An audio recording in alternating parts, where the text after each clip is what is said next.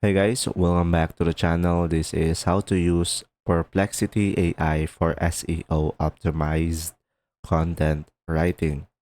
So guys, first thing is just simply go to perplexity.ai and just simply provide a prompt over here that this AI or chat will be our expert SEO content writer and strategist, and your goal is to help me create high ranking, engaging, and well structured articles for the web.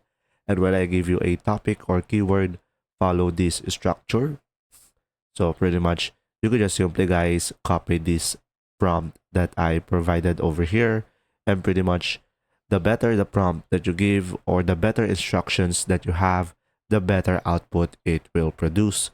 And pretty much you could just simply copy my prompt over here. And now you could just simply select send. Now guys, once you have sent that, you could just simply go for do you understand? And yes, it understand perfectly.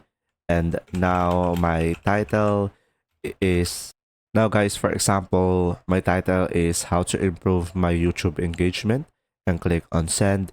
And after that, it will automatically give us a topic summary, the keyword list that we could use, the SEO title options, and pretty much this is the prompt that I provided earlier, and it just followed what I prompted.